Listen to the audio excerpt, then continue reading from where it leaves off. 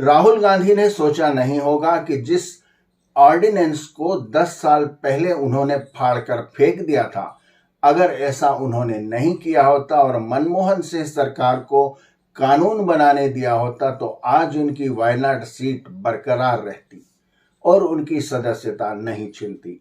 नमस्कार, सहज सियासत में आपका स्वागत है। मैं हूं वेद मिश्रा। आज हम बात कर रहे हैं राहुल गांधी की वायनाड सीट से सदस्यता खोने की। इसका कारण यह रहा कि सुप्रीम अदालत के एक पुराने फैसले के अनुसार अगर किसी सांसद सदस्य या विधानसभा सदस्य को 2 साल या उससे अधिक की सजा हो जाती है तो उसकी सदस्यता तुरंत रद्द कर दी जाती है। राहुल गांधी के केस में यह हुआ कि सूरत की एक अदालत ने मानहानि के केस में उन्हें 2 साल की सजा सुना दी। मसला यह था कि राहुल गांधी ने एक चुनावी प्रचार के दौरान कहा था कि सभी चोरों का सरनेम मोदी क्यों होता है। उन्होंने एक लिस्ट भी गिनाई थी जिन चोरों का उनके अनुसार सरनेम मोदी था। यह बात गुजरात के एक विधायक पूर्णेंदु मोदी को बहुत बुरी लगी और उसने कोर्ट में मानहानि का केस दायर कर दिया। उसने कहा कि राहुल गांधी ने मोदी समाज का अपमान किया है क्योंकि उन्होंने कहा है कि सभी चोर मोदी होते हैं। उसी का फैसला अभी कल आया है और कोर्ट ने राहुल गांधी को 2 साल की सजा सुना दी। राहुल गांधी इस मसले में कई बार अदालत में पेश नहीं हुए और आखिरकार याचिकाकर्ता ने हाई कोर्ट में एक याचिका लगाकर उन्हें पेश होने पर मजबूर किया। दरअसल राहुल गांधी ने इस केस को हल्के से लिया था।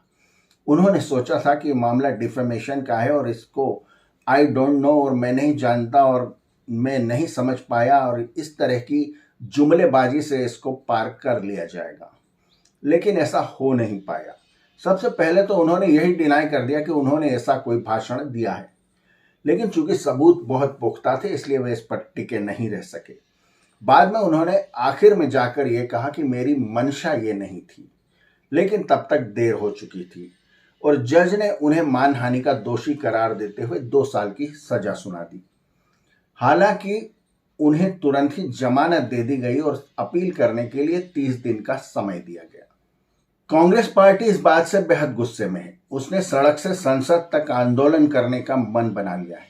अभिषेक मनु सिंघवी टाइप के कांग्रेस के दिग्गज वकील सिर भिड़ाकर बैठे हुए हैं कि राहुल गांधी को इस जंजाल से कैसे बचाया जाए, लेकिन कोई रास्ता नजर नहीं आता क्योंकि राहुल गांधी का यह मामला 200वां मामला है। इसके पहले 199 माननीय सांसद और विधायकों की सदस्यता इसी बेस पर रद्द की जा चुकी है कि उन्हें 2 साल या उससे अधिक की सजा सुनाई जा चुकी है।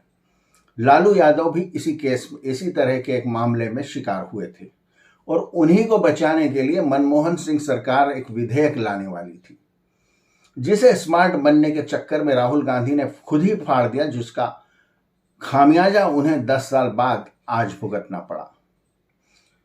कांग्रेस इस बात पर जोर दे रही है कि 30 दिन के लिए जब अपील का समय दिया गया था सेशन कोर्ट द्वारा, तो फिर राहुल गांधी की सदस्यता रद्द करने की इतनी जल्दी क्या थी। दरअसल सुप्रीम कोर्ट का डिसीजन इस मामले में क्रिस्टल क्लियर है। उसका साफ कहना है कि जैसे ही जज या अदालत वर्डिक्ट देती है 2 साल या उससे अधिक की सजा का, सदस्यता तुरंत निलंबित हो जाती है। अपील इस बात के लिए की जाती है कि यह जो सजा है इसको कम किया जाए या समाप्त किया जाए। इसका सदस्यता खोने से कोई संबंध नहीं, वो सदस्यता तो चली ही जाती है। लेकिन कांग्रेस अभी इस मुद्दे पर खुद ही क्लियर नजर नहीं आ रही। हालांकि कांग्रेस के कुछ दिग्गज नेता यह भी सोच रहे हैं कि हो सकता है यह दांव जबरदस्त चल जाए और उन्हें इंदिरा गांधी की याद आ रही है। हुआ यह था कि 1978 में ऐसे ही एक मामले में इलाहाबाद कोर्ट ने इंदिरा जी को सजा सुनाई थी और उनकी लोकसभा सदस्यता भी रद्द कर दी गई थी, लेकिन वे इंदिरा गांधी थी और 2 साल बाद पुनः पूर्ण बहुमत के साथ लौटी। क्या राहुल गांधी में इतना साहस, सामर्थ्य और जन समर्थन है? क्या उनकी तुलना इंदिरा गांधी से की जा सकती है? शायद नहीं, और कांग्रेस पार्टी भी ऐसा करना पसंद नहीं करेगी। हालांकि कुछ दिग्गज नेता कांग्रेस के इसी बात पर दांव लगाने की सोच रहे हैं और उनका ख्याल है कि राहुल बाबा के बगैर अगर कांग्रेस सत्ता में आ जाए तो और ज्यादा उनको आनंद मिल सकता है। विपक्षी पार्टियों को बैठे बिठाए एक अच्छा मुद्दा मिल गया है और उन्होंने लगभग कांग्रेस का नेतृत्व स्वीकार कर लिया है। अखिलेश यादव से लेकर ममता बनर्जी और उद्धव ठाकरे तक इस मुद्दे पर कांग्रेस के सुर में सुर मिला रहे हैं। अगर बीजेपी के एंगल से देखें तो क्या राहुल गांधी का चुनावी मैदान में न होना बीजेपी को फायदेमंद साबित हो सकता है? कुछ जानकारों का कहना है कि ऐसा नहीं है।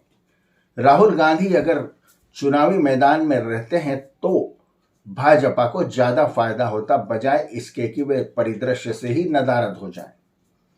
बहरहाल कांग्रेस के लिए संकट का समय है और वो इसे राजनीतिक लड़ाई बनाकर लड़ने के मूड में आ गई है। आगे की जंग बेहद दिलचस्प होने वाली है और सरकार क्या करती है और विपक्षी दल किस तरह से अपनी एकता का प्रदर्शन करते हैं, यह देखने वाली बात होगी। सहज सियासत में आज इतना ही। अगले किसी मुद्दे पर फिर मुलाकात करेंगे। तब तक के लिए धन्यवाद। Thank you. नमस्ते।